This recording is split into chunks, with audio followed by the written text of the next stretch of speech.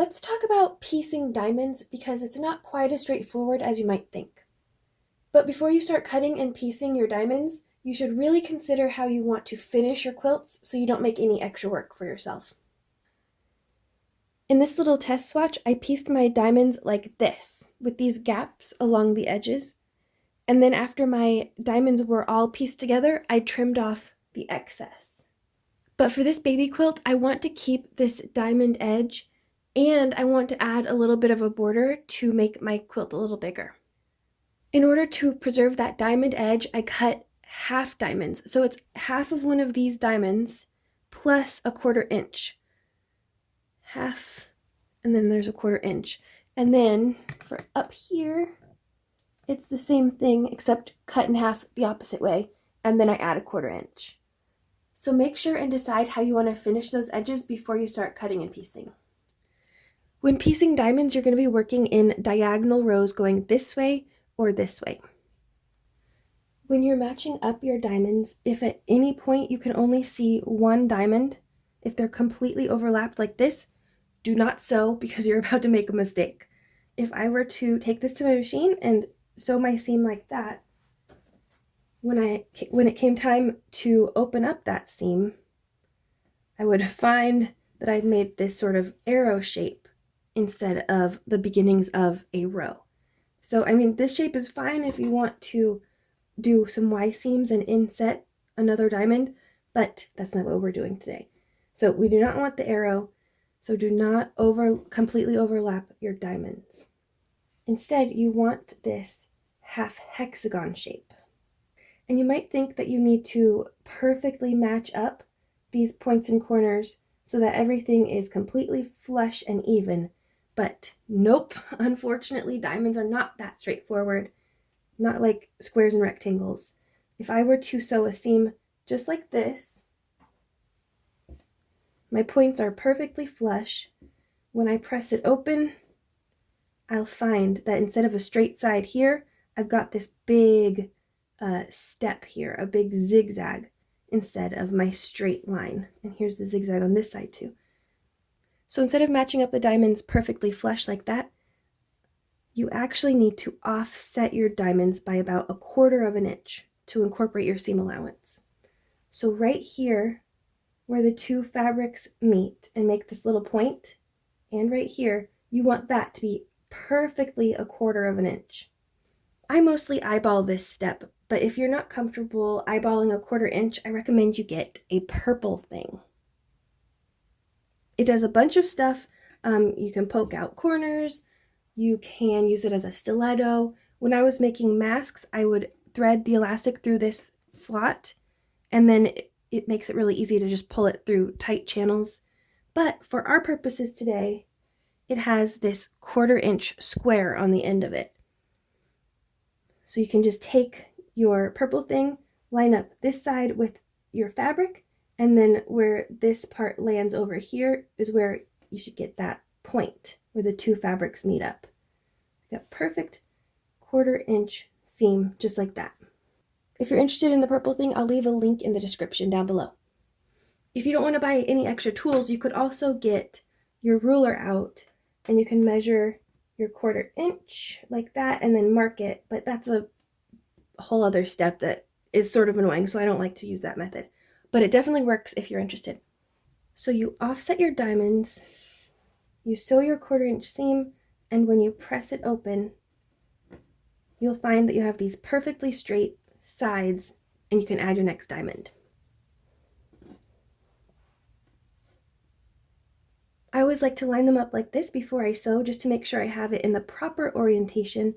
I'll flip it over and then I'll make sure I've got my 1/4 inch and then I'll sew again, and then you've got yourself a nice row. Here are my diagonal rows. I have pressed the seams open, which I tend to do with my diamonds, but almost nothing else. And I cut off the dog ears, so I have nice, flat sides to work with. And you will notice that things are looking a little lopsided because we're taking off the seam allowance on these two sides, but not these two, and so it looks a little wonky, but that's perfectly okay. That's how it's supposed to look.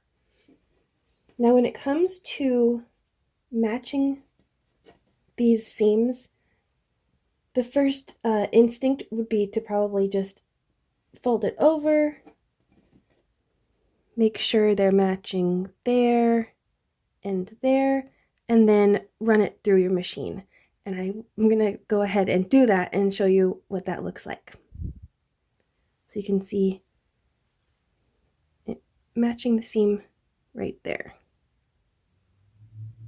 Matching the seam right there. Okay, here we go. If I sew by matching the seams like you would with a rectangle or square, and then I open it up, you're going to see two things. First, you don't have the straight edge like you want. You've got that zigzag on both sides, and you'll see that your points are way off. You'll see that it doesn't work at all because we've completely disregarded the 1/4 inch seam. Now, the popular way to match these seams involves a pen or pencil and a ruler. But I accidentally stumbled on a marking method that I like better. For now, I'll show you the popular way, but in a minute I'll share my favorite way. So, go ahead and flip these so that the wrong sides, or the right sides, are facing each other. And then, on this piece on top, you're going to mark your 1/4 inch seam on the back of the strip. I'm just going to use a friction pin. I know that's controversial in the quilting world. But you can do it across the whole piece, but you mainly want it to mark right where your seams are. Okay? For the strip on the bottom, you're going to make that same line, but on the right side instead of the wrong side. Again, you can just focus on the seams if you want, or you can go all the way across. Whatever you like. Then you'll need a couple pins. I like to keep mine in old seasoning bottles. And I'm going to poke that pin right at the intersection of the seam where the marked line meets that seam. Right there. And I'm going to do the same thing on the other piece, on the bottom piece, right where the seam and that marked line intersect. Put my needle right through. And then I'm going to push it all the way through so that the fabric is completely flush with the head of the pin. Just like that. I'm going to realign it. And then I can readjust the pin to lay like this. And I'm clumsy, so I like to bury that point underneath. So it'll look like that. I'm going to do the same thing for the next point. Intersection between this line and the seam. Right in the center. And the same thing for down below. Right in the intersection. I'm pushing the needle all the way through so that everything is nice and flush with the head of the pin. Going to align the fabric up here so that's straight, and then I'll readjust the pin. Hide the point because I'm clumsy. And you'll see by doing this, we have that little triangle at the side again, the little excess. That is a 1/4 inch. Okay? So that's how you know that it's working out. So you take it to your machine just like this. Now, as you can see, I did not mark my piece perfectly, and this is a problem that I have a lot, and it's one of the reasons I prefer my other way of pinning better. So I'm a little off here, and then when I open it up, you can see I'm off there too because you can still see my pin marks. And if you look even closer, you'll see that though my points are closer to matching up here than they are down here, they're still just a little bit off. So I'm not saying this doesn't work, I'm saying it isn't quite as precise as I prefer. So I'm going to seam rip this row right here, and then I'll show you my preferred way to mark.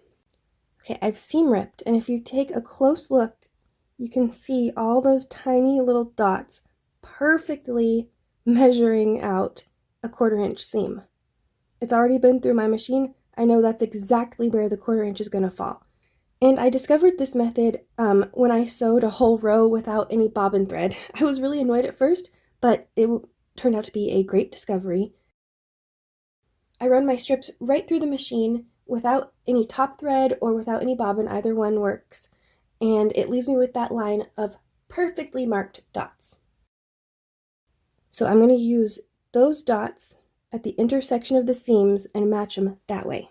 So just like before, I'm taking my pin, I'm going to poke it through right where that line is, intersecting the seams, like that. Can you see that? I'm going to do the same thing to the piece underneath, right where the line of dots goes through the seam. Right there. Poke it all the way flush and rearrange my fabric so that it's lined up on the top. And then I'm going to do the same thing. Oh wait. Readjust my pin.